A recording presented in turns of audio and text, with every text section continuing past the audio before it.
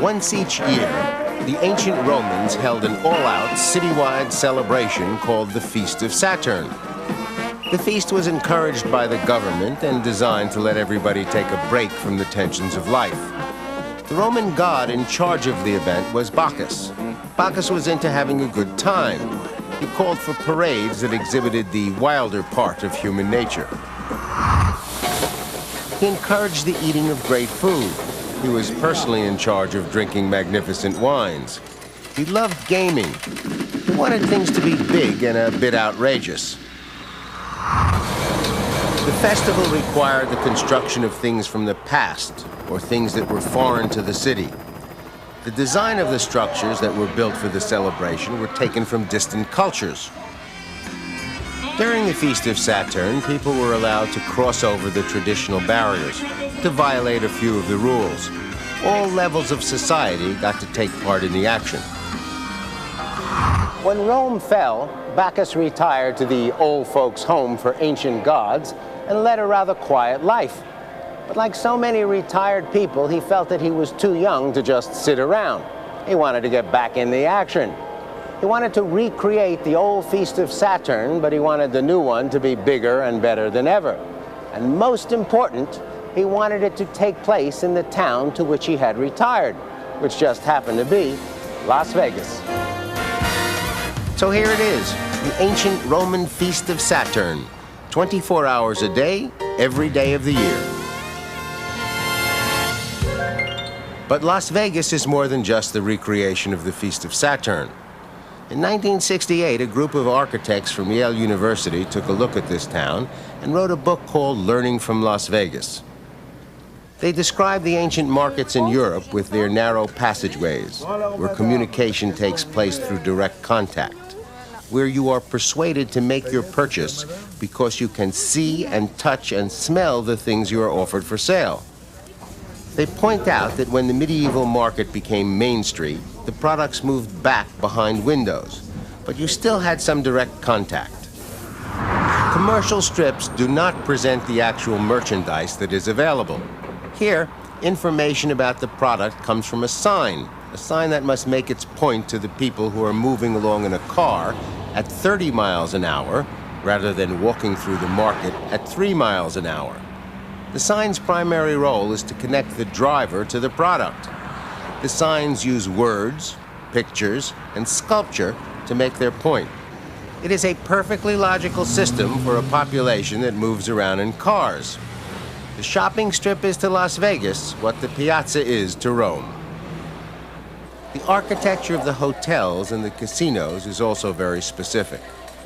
The general lighting of the gaming room itself is low. There is no contact with the outside. Time and space are limitless. You are in an environment without boundaries.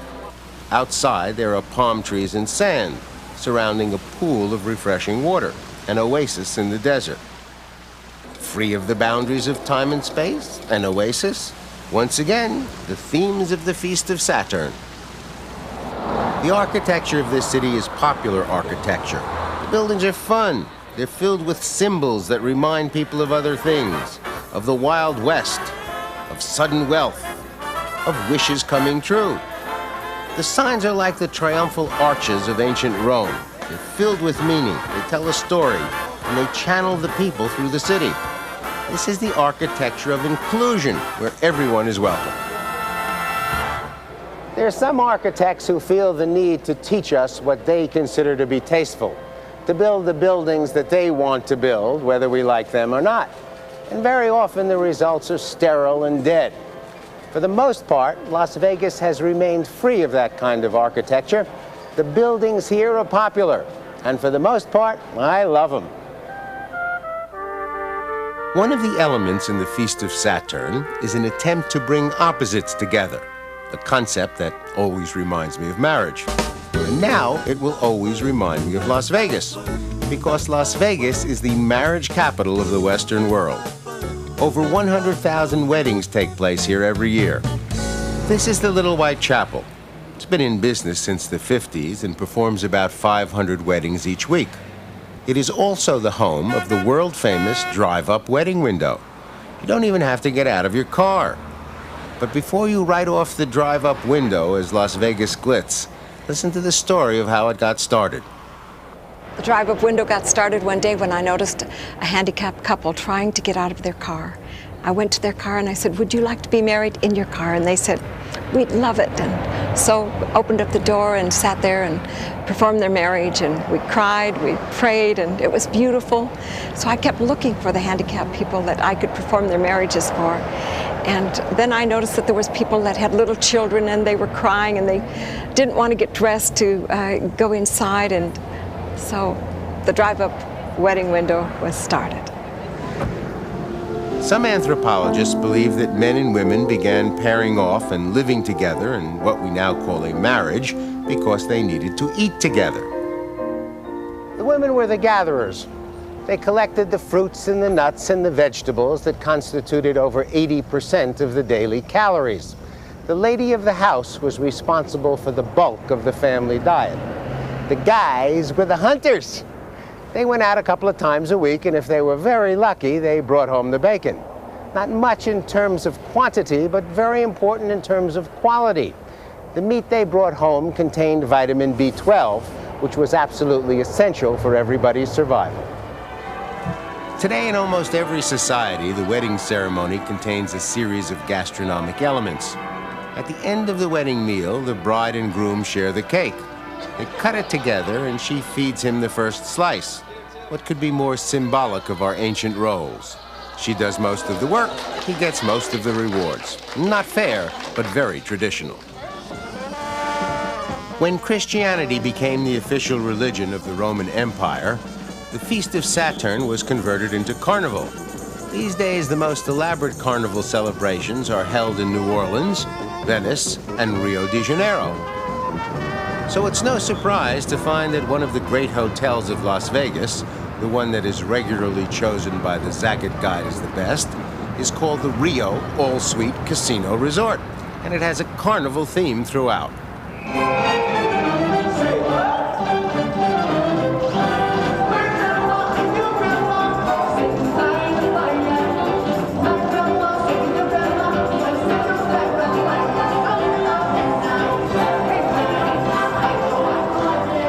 The centerpiece for Carnival has always been the parade, a procession that lets new life come into the city and infuses the place with fresh energy. Come on, everybody! It's time to clap your hands! Rio takes the parade to new heights with its $25 million masquerade show in the sky. A 950-foot track hangs above the casino. Floats hang from the track and travel around the room. There are 3 parades, each with a different theme. There's the New Orleans Mardi Gras.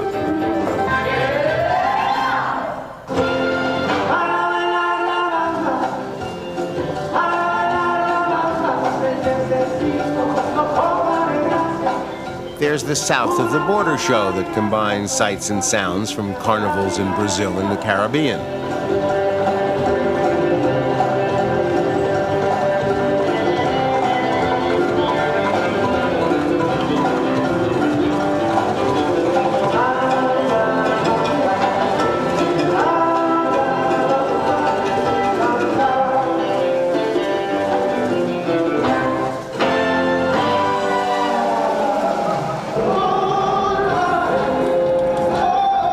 There's Venice. Hotel guests can make arrangements to get into costume and ride with the performers. During the Feast of Saturn, Bacchus would arrive with his procession and alter the focus of the proceedings. He always needed to be at the center of attention. The masquerade show in the sky has a similar effect. It lasts for about 12 minutes and takes place every 2 hours. And just like the ancient parade, it's free and open to the public. Bacchus was the god of the theater. He felt that it was essential to dress up and pretend you were someone else, to lose yourself in some other character. He was also the god of masks and would often appear as a well-known person. Bacchus was the god of vegetable sap, which meant he was responsible for the return of new life each spring. Good eating was an essential undertaking for his followers, not a difficult thing to do around here. In keeping with the carnival spirit, I set myself the task of visiting most of the restaurants at Rio and getting the recipe for my favorite dish, the things I have to do to make a living. The first place I stopped into was Mask. It specializes in food from the Far East. The menu presents dishes from Japan, China, and Thailand. The recipe that I took away was for a stir-fried dish of shrimp, snow peas, and cashew nuts.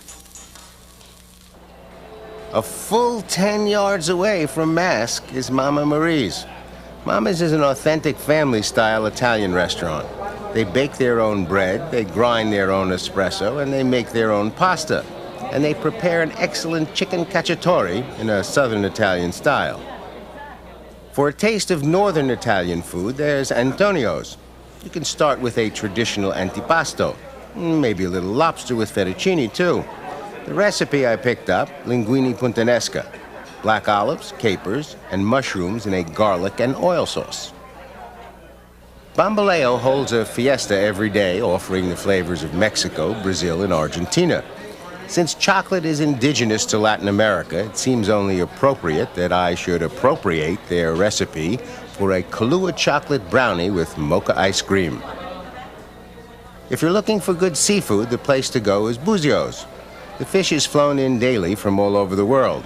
The recipe that I took for us is for Chilean sea bass in a Creole crust served with mashed potatoes and mushrooms. Fiore specializes in elegant food from the south of France and the north of Italy. You can order roast partridge or a fillet of ostrich, which many people think tastes like chicken, which raises the question, which came first, the chicken or things that taste like chicken? Napa Restaurant specializes in the cuisine of Northern California and is inspired by the work of Jean-Louis Paladin, one of the world's great French chefs. And today he gave me his previously secret recipe for a magnificent crab cake. Et voila! The hotel also features two fabulous buffets, the Carnival World Buffet and the Village Seafood Buffet. And finally, at the very top of the food chain, the 50th floor, you'll find the Voodoo Cafe. The food is Cajun and Creole. How spicy is it? Their house drink is called What the Witch Doctor Ordered, which I ordered with a bowl of voodoo gumbo, made with chicken and andouille sausage. Can I get a little more light over here so I can write down the recipe? Thanks. Bacchus was big in food, but his specialty was wine. Accordingly, the hotel has what may be the world's largest public wine cellar, over 65,000 bottles. The wine cellar tasting room displays the collection, and the bar offers 300 wines by the glass. They also have something they call flights. A group of 3 wines with similar characteristics are presented together. The Bubbles flight will give you a taste of 3 different champagnes. Original Zin covers the Zinfandels.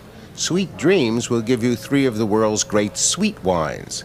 The prices for the flights are low. They hope you will find something you like and buy a bottle at the retail shop. During the past 50 years, Americans have dramatically increased their consumption of fine wine, and thanks to the public relations efforts of the wineries, we have learned a great deal about which wine is supposed to go with which food. But the truth of the matter is that we still drink much more soda than anything else. So I've asked Barry Larvin, who is the president of the International Court of Master Sommeliers and the director of the wine program at Rio, if he would take his magnificent sense of taste and smell and tell us which soda went best with which food. Well, the first combination we're going to try is Diet Coke from a 10-ounce bottle. Very deep in color, very nice movement towards the rim of the glass here. Looks as though it's aged. Very good nose, good balance of acidity and sugar. There's a sort of earthy flavor to it, and it's very, very light.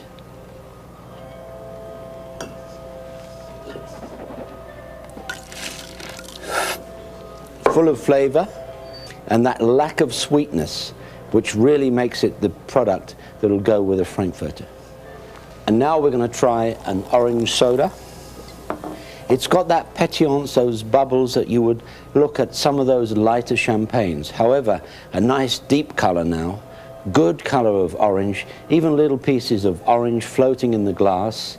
It's now balancing itself out a little bit, and it really looks good. Not too much flavor, but it's got a nice lightness to it. It's probably going to be better in a year, so that everything balances more. And this is the drink for pizza. Then we're on to a very nice cream soda, an English drink. Looks good in the glass again. Nice bitterness, and that'll go very well with a burger, probably fries. And then we're going on to some game. And we're going to try a traditional Coca-Cola. Good smell, deep. Balance of flavors, and this is excellent, really excellent with game. Carnival is always about making fun of things that some people take too seriously. Clearly, Barry has the right personality for this town. And speaking of game, you can't talk about Las Vegas without talking about gaming. The word comes from an old Middle English word meaning to amuse oneself or to play. And people have been playing at gaming for a long time. Archaeologists have found evidence that people were gambling during the Stone Age period. They also found a pair of dice in an ancient Egyptian tomb and carbon dated those dice at 3000 BC. The archaeologists who found the dice were also surprised to find out that the dice were loaded. Clearly, gambling has been going on for a long, long time. Dice probably evolved from the practice of casting stones or bones to foretell the future. Years ago, I was filming in a Chinese temple. These women were asking questions about their future and casting stones for the answers. Watch their hands and their body motion. Look familiar? Games with dice appear to have originated in the Orient and spread throughout the ancient world. When they were used by public fortune tellers, the onlookers would often bet on the outcome. Some things never change. Historians believe that the first card games showed up in Egypt, and they showed up during the 9th century. And like dice, they were originally associated with telling the future. By the 1200s, people were playing cards in southern Europe. The Moors had brought the games to Spain, and the Crusaders had brought them back from the Middle East. There is actually an entry in Columbus's logbook in which he describes his sailors as passing away their hours playing cards. During the 1500s, the French divided the deck into 4 suits representing the 4 main divisions of mankind as the French saw them. The spades were for the nobility, hearts were for the clergy, diamonds represented the merchants and tradesmen, and the clubs stood for the peasantry. Even today, the royal cards present the costumes that were worn in the English court during the 16th century. After the French Revolution, and then again after the Russian Revolution, the new populist governments tried to have the royal cards removed from the deck. Revisionist dreams. They never had a chance. The Rio also has a fitness center so you can get in shape for the casino. See that guy? He's a dice shooter. And she's clearly buffing up for the slots. It's like I always say, you've got to try and stay in shape if you're going to be at your best. Outside the building, the oasis. And outside the oasis, the desert. And there are good reasons to take a break from the city of Las Vegas and pay a visit to the desert. The first people to live in this neighborhood took up residence about 13,000 years ago. They lived in caves and dined on mammoths, with the sauce on the side. None of their recipes have survived, but the land they lived on is pretty much intact and absolutely amazing. The Valley of Fire State Park is just north of Las Vegas and well worth the hour drive. This is the great American Southwest, and to come to Las Vegas and miss this site is to miss half of what this place is really about. The highest formations are made of sand that was blown in here about 150 million years ago. The dunes petrified into these extraordinary shapes. It's a little spur track out of the visitor center, and it heads up into Petroglyph Canyon Trail. These petroglyphs are rock carvings that were put here by ancient tribes. They predate any of the known native cultures of North America, and no one knows why they were put here or what they mean. Some anthropologists believe that they were part of a pre-hunt ritual, kind of a combination pre-game play plan and a pep talk by the head coach. Whatever they are certainly in a magical setting.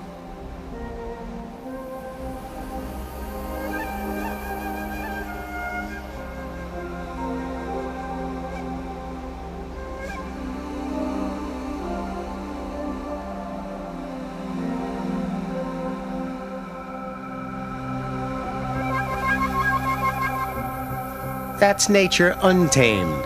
For a look at man attempting to control nature, drive down the road from Las Vegas about 40 miles and take a look at the Hoover Dam.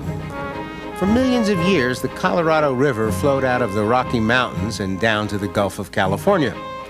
In 1905, a wet winter and heavy spring rains caused a series of floods that destroyed many of the farms in California's Imperial Valley. It was time for man to control nature, or at least give it his best shot. His best shot turned out to be Hoover Dam, one of the most extraordinary construction projects ever undertaken. Over 5,000 people worked at the site. New equipment was invented to perform tasks that were being tackled for the first time. Workers were constantly being hit on the head with falling rocks. At some point, someone had the idea to take two caps, one facing forward, one facing back, and dip them in tar until they stuck together and became hard. The first hard hats were invented by workers on the Hoover Dam project. Let me give you a quick overview of the project. The Colorado River is running along here minding its own business. These guys show up, they dig 4 diversion tunnels. They're 50 feet in diameter, 2 on one side, 2 on the other side.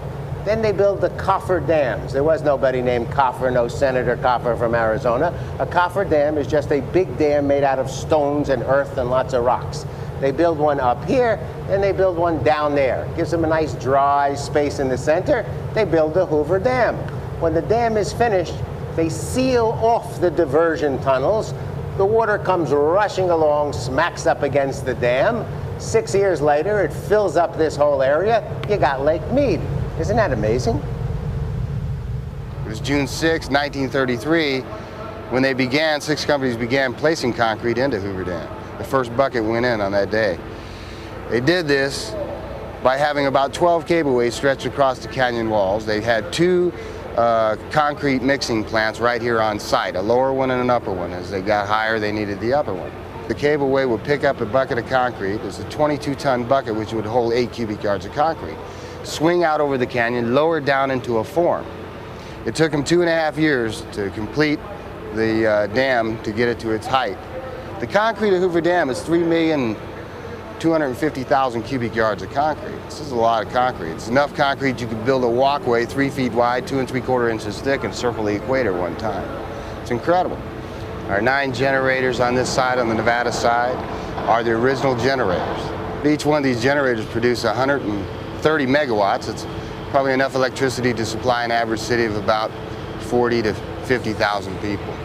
All of them working together and producing power with probably enough electricity to supply the entire needs of a city the size of Los Angeles. Construction of the Hoover Dam began in 1931 and cost the federal government $165 million. It was finished 4 years later, 2 years ahead of schedule. And the sale of the electricity that it produced has earned back the government's investment. Good news for Las Vegas, because if there was ever a town that depended on electricity, it's this one. Well, that's a brief look at today's reincarnation of the Feast of Saturn and some of the things that make Las Vegas so interesting. It'd be really easy to write this place off as just gold and glitter. But along with the cash comes compassion, and around the dazzle is the desert with its magnificent natural beauty.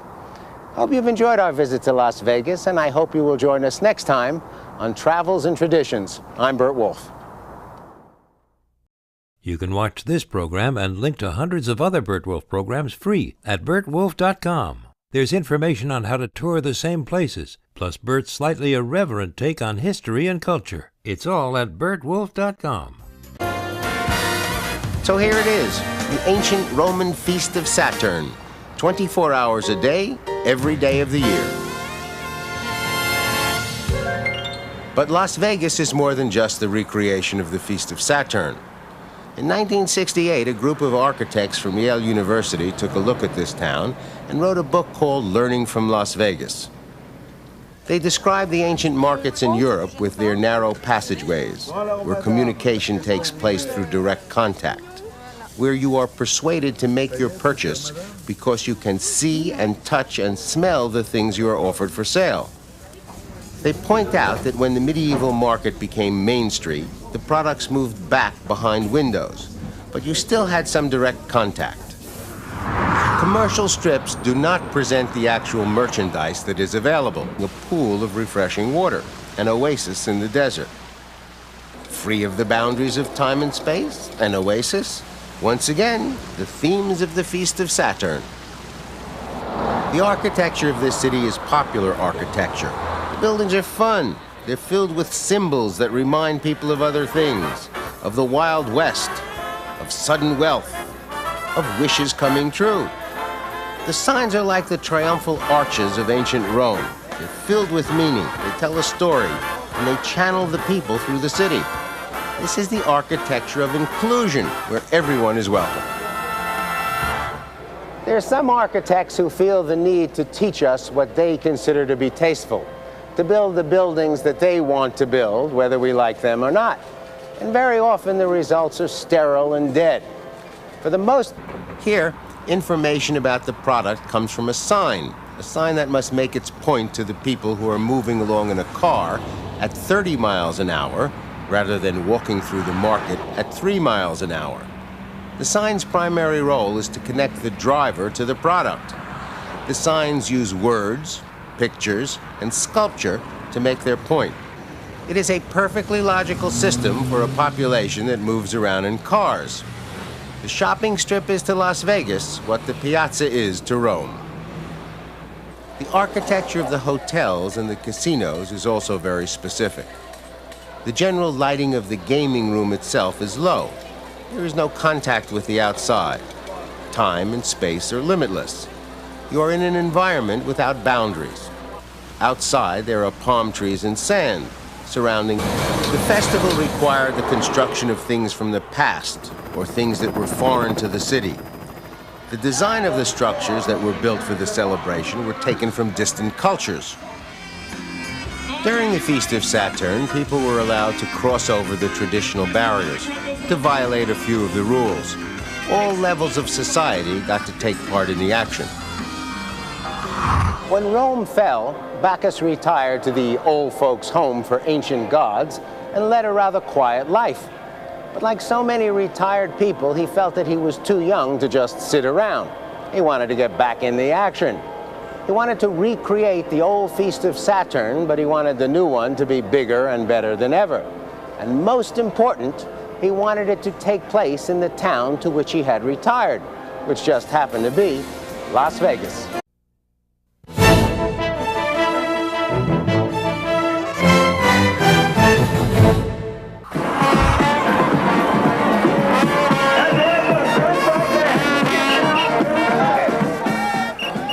Once each year, the ancient Romans held an all-out citywide celebration called the Feast of Saturn. The feast was encouraged by the government and designed to let everybody take a break from the tensions of life. The Roman god in charge of the event was Bacchus. Bacchus was into having a good time. He called for parades that exhibited the wilder part of human nature. He encouraged the eating of great food. He was personally in charge of drinking magnificent wines. He loved gaming. He wanted things to be big and a bit outrageous.